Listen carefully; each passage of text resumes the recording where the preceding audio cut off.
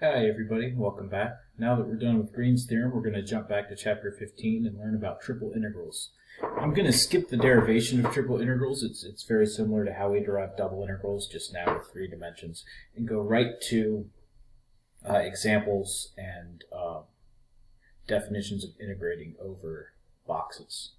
So I'm going to let B be a box or a rectangular prism, some solid in 3 dimensions. Where x, y, and z are all bounded by numbers. So I can represent that 2 ways here with this set notation or as a product of 3 intervals. So an x interval, a y interval, and a z interval. And so this is some rectangular prism in 3D, and I think of a function of 3 variables that I want to integrate over this box, required to be continuous over the box. Then the triple integral is written this way. So here dv is some infinitesimal volume. Here's the function I want to integrate, and I have 3 integral signs over b as the triple integral over the box. And I can write that with bounds, right? So dv is equal to dx, dy, dz. Here are my x bounds, my y bounds, my z bounds. We have Fubini's theorem for triple integrals. And it says if your function is continuous on that rectangular box, then the triple integral is the same, gives you the same value for all 6 ways of setting it up. That's right, there are 6 different ways of setting up a triple integral. For double integrals, we only had 2. But now for a triple integral, there are 6 ways to set up. If we were to do 4 integrals, I don't know what you would call them, quadruple integrals, I guess, there would be 24 ways to set them up. But we're not going to do that. We're going to stop at triple. So here are all 6 ways to set up that integral. I'm not going to go through each one, but it's all possible ways of ordering the variables x, y, and z. Now, since we're integrating over a box, all the bounds are numbers, right? So x is just in some interval, y is in some interval, z is in some interval. We don't worry about functions. This is the easy case. This is like the double integral over a rectangle. So we can switch the bounds with no extra work in any order we want, and it's equally easy to switch them. But of course, we're going to talk about general solids in a little bit, so enjoy the easy one while you can. Now, when I ask you to evaluate a triple integral, unless I specifically tell you to set it up all 6 ways, you don't have to do that, right? You just pick one and integrate, and you're done. So let's do an example. So let's focus over here first. Just going over the integral I have set up, I'm integrating the function x plus y plus c over a box. Just like with double integrals, we read from the inside out. So these bounds 0 to 1, these are my x bounds. Those are the innermost bounds, because over here x is the innermost variable. These middle bounds 0 to 2, these are my y bounds, because y is the middle variable. And these bounds 0 to 3, these are the z bounds, because z is my outermost variable. Just like with double integrals, we're going to work from the inside out. So I'm going to integrate. If it's set up this way, I'm going to integrate with respect to x first. So when I integrate with respect to x, I get 1/2 x squared plus xy plus xz. I plug in the bounds, and I end up with 1/2 plus y plus c. Now that I've gotten to this point, this is just a double integral. I could have given you this problem when we talked about section 15.1. So from here, there's nothing new. We just keep integrating. I integrate with respect to y. I get 1/2 y plus 1/2 y squared plus yz. I plug in my bounds. I simplify 1 plus 2 to get 3. And now I have a single integral, the integral of 3 plus 2z. You could have seen this problem in Calc 1 when you first learned to integrate. And so now I integrate this with respect to z to get 3z plus z squared, and evaluate that from 0 to 3, and the answer is 18. So really, once you get comfortable with double integrals, moving from double to triple is just basically adding another step. There's not much new. The difficult part of these triple integrals are when you go to general regions and you have to set up the bounds. Just like with double integrals, that was probably the most difficult part, setting up the bounds. That's also the case for triple integrals. So let's talk about what changes when we go to general solids. So pretend here that this is some solid E that I've drawn here, and I need to figure out how I want to set up this integral. Now there are 6 ways to set it up. So the first step is looking at the solid, figure out which variable you want to integrate with respect to first. And the way I've set this up, I've decided I'm going to integrate with respect to z first. So then you look at this solid and say, okay, I look at this solid in the z direction, or lines that are parallel to the z-axis. They should be bounded below by some function of two variables and bounded above by some function of two variables, so some surface. So if z is bounded below and above by two surfaces, those are your bounds of integration for z. So my first set of bounds in z, these are actually functions of two variables. u1 is a function of x and y, u2 is a function of x and y. And then I'm done with z. And I'm done with looking at the solid. Once you're finished with your first set of bounds, you then project your solid into the plane where your first variable is 0. So since my first variable, I decided to integrate with respect to z first, the plane where z is 0 is the xy plane. So I project this solid into the xy plane, or you can think of it as looking at this solid shadow in the xy plane. And now I'm looking at this domain D in the xy plane, and I need to come up with x and y bounds. So now you just decide, okay, do I want to integrate with respect to x first or with respect to y first? I've decided for this example to integrate with respect to x first. So now it's exactly what we did for double integrals. I just find some way to split this domain, looking for curves that bound my x variable. And I come up with two curves, g1y and g2y, and those are my bounds for x. So now these x bounds, I have functions of one variable, functions of y. And once you have your x bounds, you have one variable left. You can just think of projecting this two-dimensional region onto the y-axis. That's the only variable we haven't dealt with. And y just goes from z to d, and I get number bounds. So a couple of things to keep in mind when you're setting up these bounds. When you first start, your bounds are possibly functions of two variables. They could still be constants, but the worst it's going to get is that you have bounds that are functions of two variables. And you define those functions of two variables, you're looking at the solid itself. Once you find that first set of bounds, everything goes down a dimension. Instead of looking at a solid, now you're looking at a 2D region in one of the coordinate planes. And your bounds are functions of one variable. Once you're done with the next set of bounds, everything goes down another dimension. You project this two-dimensional region onto an axis, so an interval, and your bounds are just numbers.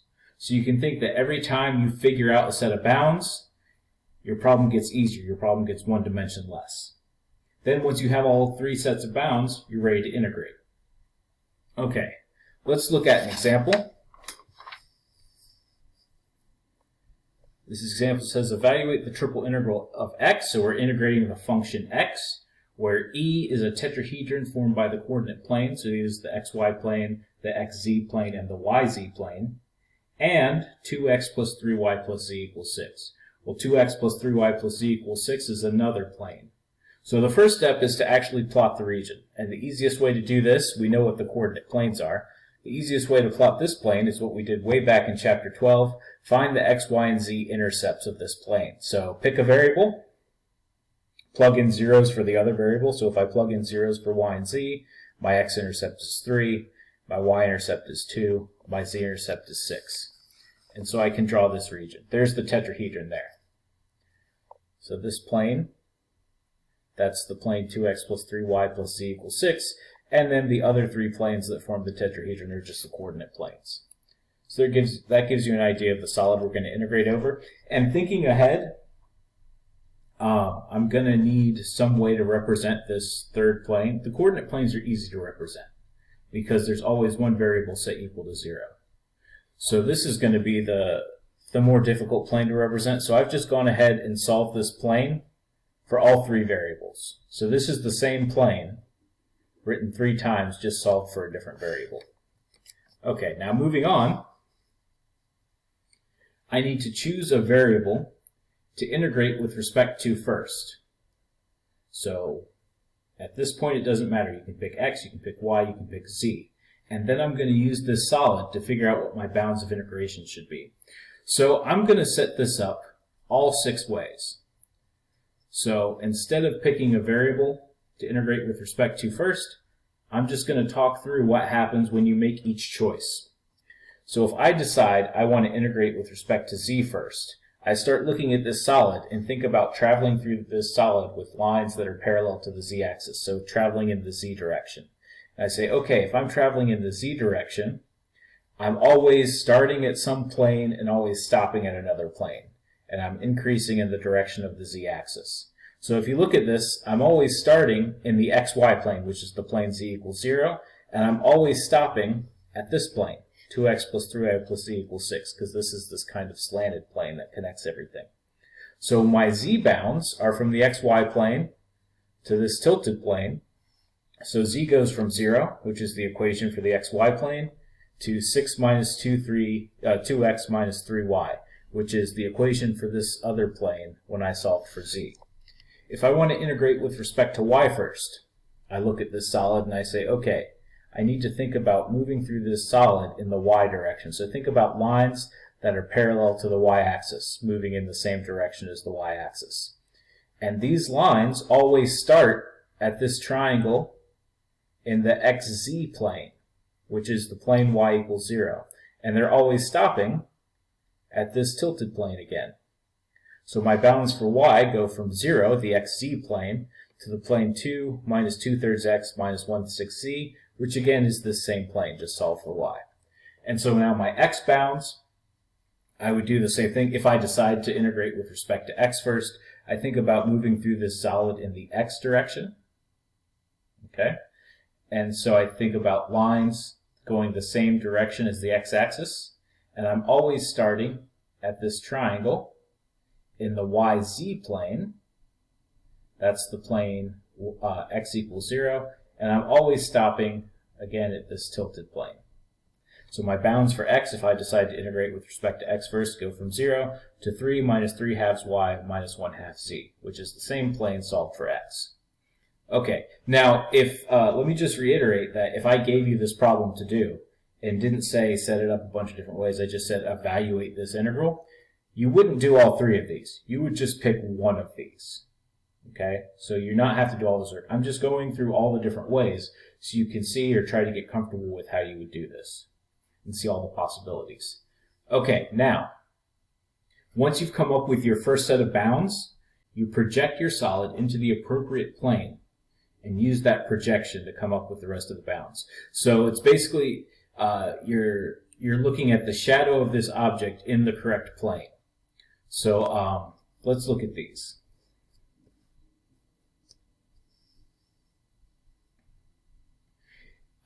If I choose to integrate with respect to z first, I project into the xy plane, which is the plane z equals 0. So it's just like I'm looking straight down at this object, and I get this triangle here, which I've drawn again here, just in 2D with x-axis and y-axis, so it's connected by the points 0, 0, 3, 0, and 2, 0.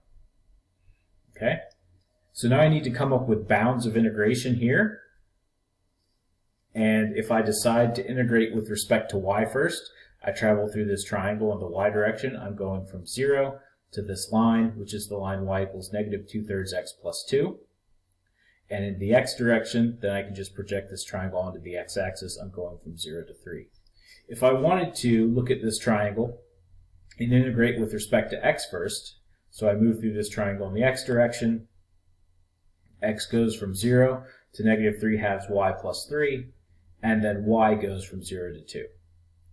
So now I basically set up this integral in two ways. Here I'm integrating with respect to z first, then y and x, or z first, then x and y. Now, if I decide to integrate with respect to y first, then I want to project this solid into the xz plane, or the plane where y equals 0. So if I project into that plane, or I look at the shadow in that plane, that's going to give me this triangle here, which I've drawn with just x and z axes. So it goes from 0, 0 to 3 on the x-axis and 6 on the z-axis. And I get this triangle, and I come up with bounds. If I integrate over this triangle with respect to z, I'm going to go from 0 to this line, which is z equals 6 minus 2x, and then x goes from 0 to 3. If I integrate with respect to x first in this triangle, I go from 0 to this line, which is x equals 3 minus 1/2 z, and then z goes from 0 to 6. So I get those two groups of bounds. And now if I decided up here to integrate with respect to x first, I'm going to project this solid into the yz plane, or the plane x equals 0. And I'm going to get this triangle if I look at it shadowing that plane. And so I've redrawn that here with just a y and z axis.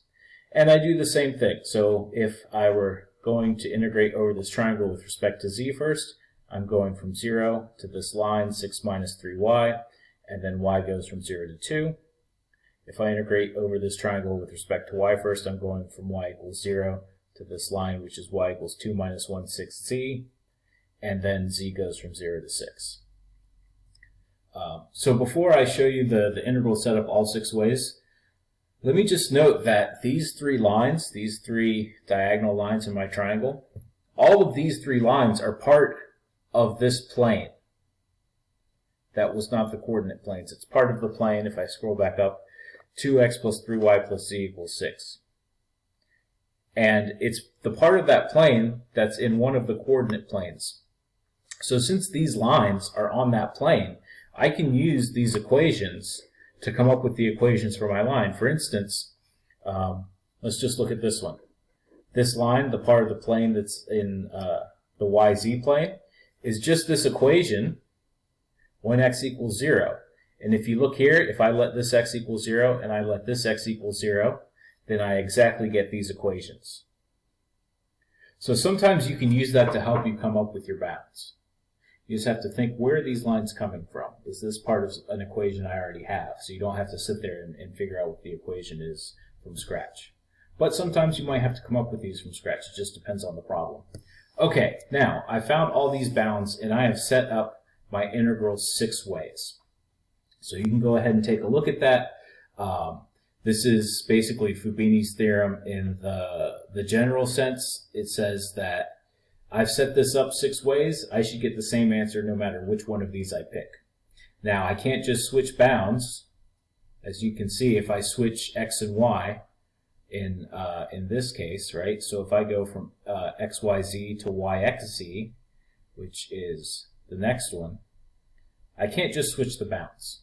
It requires more work. Now again, unless I tell you to specifically set up the integral multiple ways, or the problem in the book tells you, or your problem in recitation tells you to set up the integral multiple ways, you only have to do this one way.